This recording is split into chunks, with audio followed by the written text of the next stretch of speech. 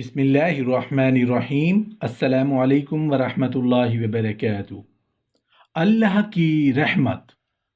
شیطان آدمی میں خون کی طرح دوڑتا ہے اور رات دن اسے گناہ میں مبتلا کر کے خدائی رحمت سے دور کرنے کی کوشش کرتا ہے، لیکن اللہ تعالیٰ کی رحمت پر قربان کہ انہوں نے معمولی نیکیوں پر بخشش کا وعدہ فرما کر شیطان کی ساری محنت کو ضائع فرما دیا۔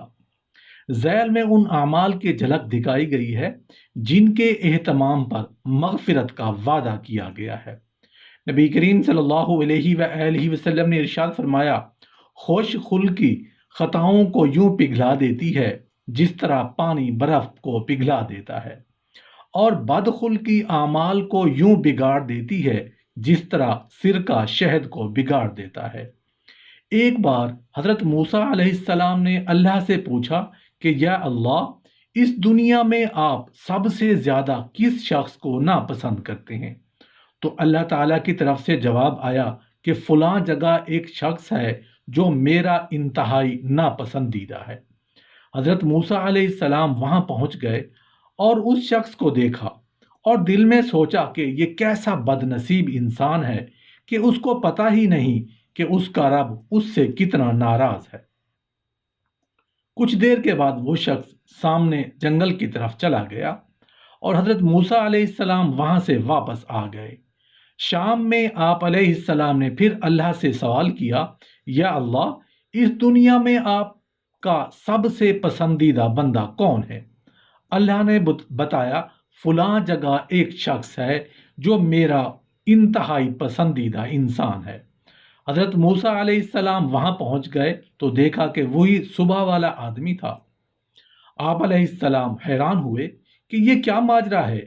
آپ نے پھر اللہ سے سوال کیا تو جواب آیا کہ تمہارے جانے کے بعد یہ شخص اپنے بیٹے کے ساتھ بیٹھا باتیں کر رہا تھا۔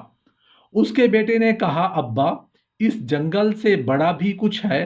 تو اس نے کہا، ہاں، وہ سامنے پہاڑ جو اس جنگل سے بڑا ہے۔ اس بچے نے کہا، اس پہاڑ سے بھی بڑا کچھ ہے؟ تو اس نے کہا، ہاں، یہ آسمان اس پہاڑ سے بھی بڑا ہے۔ اس بچے نے کہا، اس آسمان سے بھی بڑا کچھ ہے؟ تو اس شخص نے کہا، ہاں بیٹا، تیرے باپ کے گناہ اس آسمان سے بھی بڑے ہیں۔ اس بچے نے کہا کہ آپ کے گناہوں سے بھی بڑا کچھ ہے؟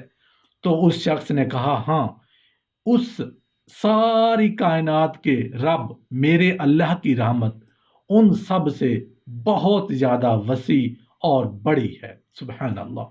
حضرت موسیٰ علیہ السلام نے اللہ تعالیٰ سے عرض کیا، اے مالک، جب تو خوش ہوتا ہے تو کیا کام کرتا ہے؟ اللہ نے فرمایا، جب میں خوش ہوتا ہوں تو بارش برساتا ہوں۔ حضرت موسیٰ علیہ السلام نے دوبارہ عرض کیا، جب تو اور زیادہ خوش ہو تو کیا کرتا ہے؟ فرمایا، تو میں بیٹیاں پیدا کرتا ہوں۔ حضرت موسیٰ علیہ السلام نے پھر عرض کیا، اے مالک، دو جہاں، تو جب سب سے زیادہ خوش ہو تو کیا کرتا ہے؟ فرمایا، پھر میں مہمان بھیجتا ہوں۔ رسول اللہ صلی اللہ علیہ وآلہ وسلم نے ارشاد فرمایا، رحم کرو، تم پر بھی رحم کیا جائے گا، بخش دیا کرو، تم کو بھی بخش دیا جائے گا۔ خرابی ہے ان لوگوں کے لیے جو کیف کی طرح علم کی بات سنتے ہیں لیکن نہ اس کو یاد رکھتے ہیں نہ اس پر عمل کرتے ہیں، ایسے لوگوں کو کیف سے تشبیہ دی ہے۔ اور خرابی ہے ضد کرنے والوں کے لیے جو گناہوں پر اصرار کرتے ہیں حالانکہ ان کو علم ہے۔